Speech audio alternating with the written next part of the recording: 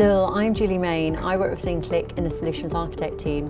What I'm going to do today is take you through how IT can leverage the solutions and the ability of Qlik to find insights within your business and within your data. Now, with Qlik, IT can align with business strategies and goals and efficiently manage their resources and their operational effectiveness. Now, again, these are some of the areas I want to cover when I run through the demonstration. So, first of all, what I have in front of me is the IT dashboard. That's my launchpad into the application itself. So, at a top level, everything looks pretty good. Let's move into the dashboard and see a bit more of the story. Well, again, at a very high level, everything's quite positive. But I can see that I do have some areas that I might want to investigate in a bit more detail. So for example, when we're looking at our lifecycle spend, we've actually spent more on the mature as opposed to budget versus the growing, and again we've got some areas of issue within the acquired. Now, let's see whether or not there's actually more to this story. First of all, let me move into mature and start analysing that in a bit more detail. Well, the first thing that's quite noticeable is there is a big variance. Okay, so straight away the KPI is telling me we're using the use of colour, so that's very easy and quick for me to start identifying the different data elements and where I should be concentrating. I can see in the bottom that actually this has completely changed our overall position in terms of budget and cost spending, and actually enlarge this graph. One thing I am seeing is that across time we have had a few peaks in the data. We knew that there was a problem with some of those projects, and what we've done is we've increased the budget, so we can see that that's beginning to look much better coming on into the future. Now we're looking at more of a drill down through into the actual projects themselves. I can see information about projects, where the actual costs are coming from.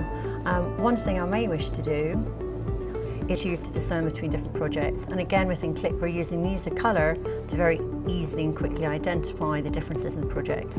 So all of my application development projects are highlighted in light blue, all of my application management ones are highlighted in grey. So let me just select the ones I want.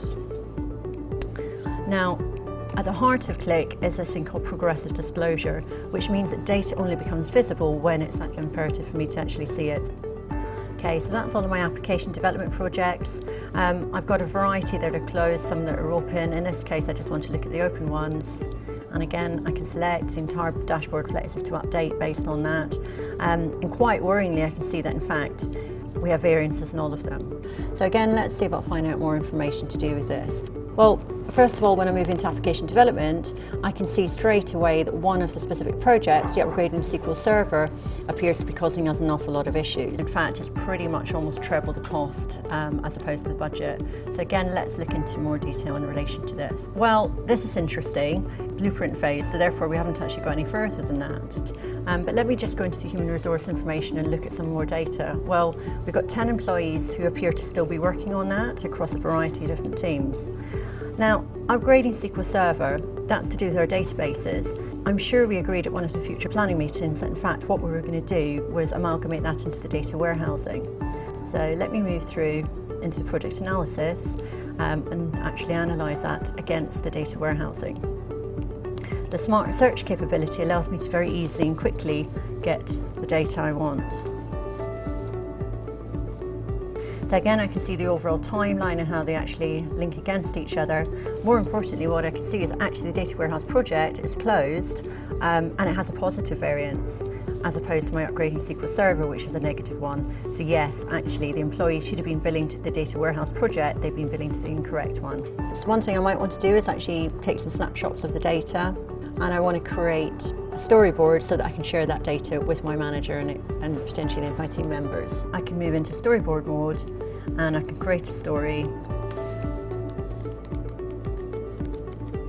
and I can actually now start using some of those snapshots and bring them in, add some commentary onto them so that I can actually share them with my manager and with my team. So as you can see, having data from multiple different systems was brilliant. It gave me much more insight into the data, it gave me much more context. I could use the HR information, the budgeting information and spending information to get a holistic view of what was happening in my projects.